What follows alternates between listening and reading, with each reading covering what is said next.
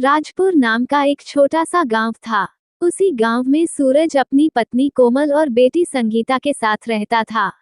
एक दिन सूरज की तबीयत काफी खराब हो जाती है। सूरज अपनी पत्नी से कहता है, अरे भाग्यवान, एक तो पैसों का कोई इंतजाम नहीं हो पाया, ऊपर से मेरी तबीयत और खराब हो गई। समझ नहीं आ रहा है कि सुमित बेटे की कॉलेज की फीस का इंतजाम कैसे हो पाएगा। कल ही शहर से सुमित का फोन आया था। इस महीने कॉलेज की फीस पूरे 5,000 रुपए देनी है।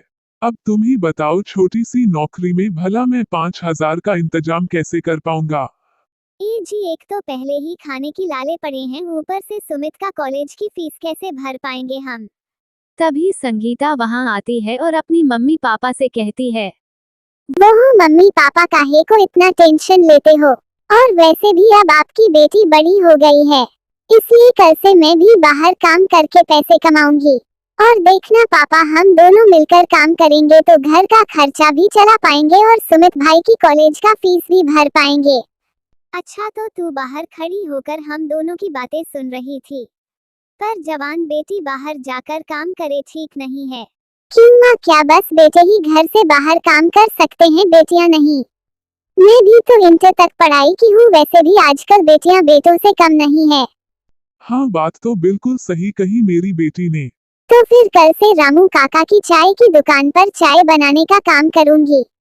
मैं कल ही उनसे बात की और पता है काका हर महीने काम के पूरे 5,000 देंगे। और इतना ही नहीं, यदि मैं काम अच्छा से की तो पैसे भी ज्यादा देंगे। वैसे भी मैं चाय अच्छा बना लेती हूँ, इसलिए पूरा मन लगाकर अपना काम करूंगी।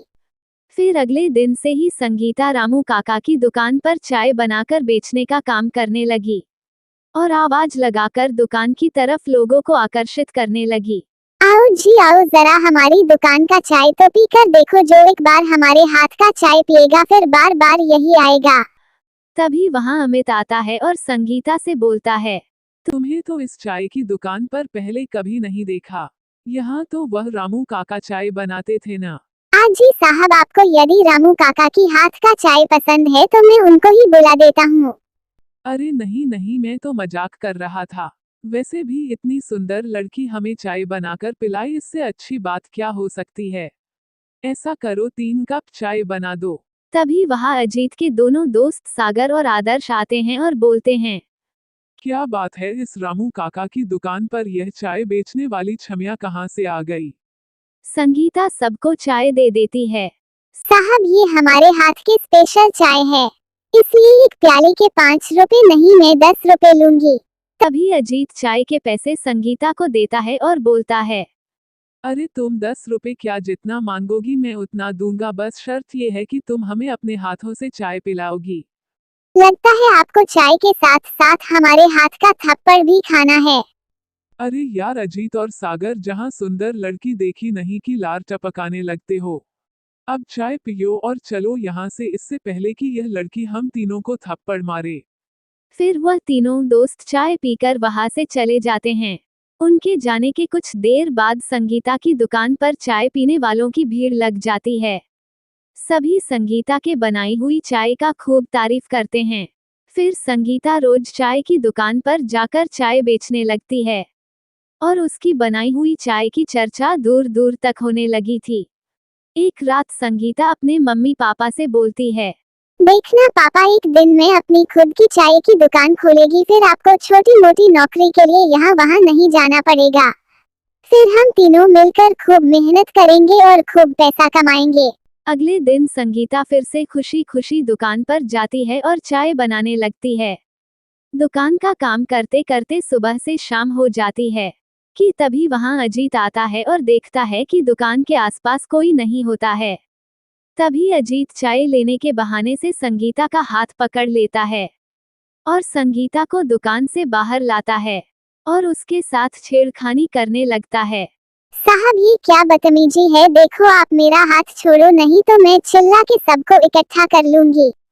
तभी वहां सागर और आदर्श आते हैं। आज हम लोग तुझे छोड़ने वाले नहीं है। तीनों दोस्त मिलकर संगीता के साथ छेड़खानी करने लगते हैं। तभी संगीता को जोर से चिल्लाता देखा अजीत अपने हाथों से संगीता का मुंह बंद कर देता है। कुछ देर बाद जब वह संगीता के मुंह से हाथ हटता है तो संगीता जमीन पर गिर पड़ती है। हे भगवान, इस चाय वाली को क्या हो गया, कहीं दम घुटने की का वजह से ये मर तो नहीं गई। यार अजीत, तुमने इसका मुंह बंद करके सही नहीं किया, इस बेचारी को हम लोग को मार डाले। सागर की ऐसी बात सुनकर अजीत और आदर्श डर जाते हैं और वहां से भाग जाते हैं।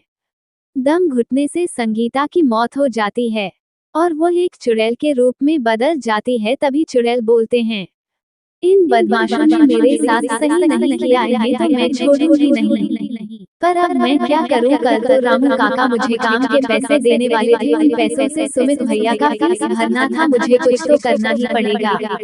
फिर चुड़ैल अपनी लाश को वहां से गायब करके जंगल में छुपा देती है।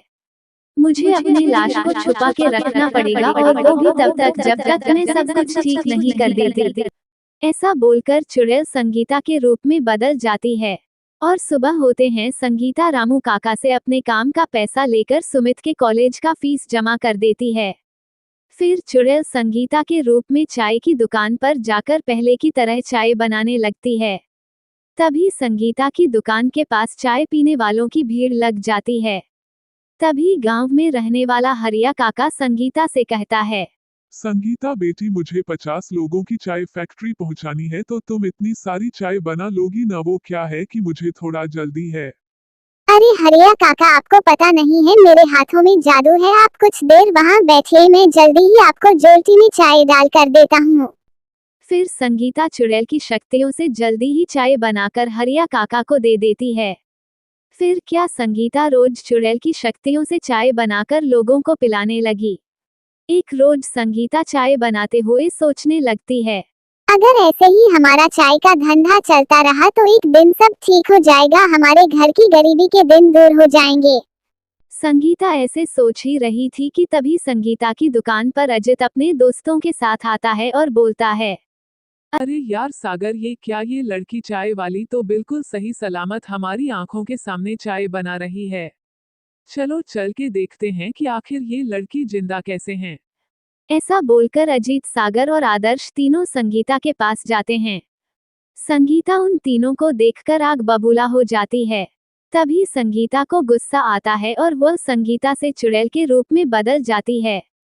अरे कमबख्त, तो तुम क्या मुझे नहीं छोड़ोगे? अब तो मैं ही तुम्हें नहीं छोड़ने वाली, तुम तीनों के वजह से ही मैं एक चुड़ैल बनी हूँ और अब मैं तुम तीनों में से किसी को भी नहीं छोड़ने वाली हूँ। तुम तीनों ने मेरा मुंह बंद करके मुझे मार डाला। अरे तुम्हें पता भी है मेरी मौत से मेरे मम्मी पापा पर क्या बीतेगी? अपना घर चलाने के लिए मुझे अपनी लाश जंगल में छुपाना पड़ा ताकि मैं फिर से संगीता के रूप में चाय बेच सकूं।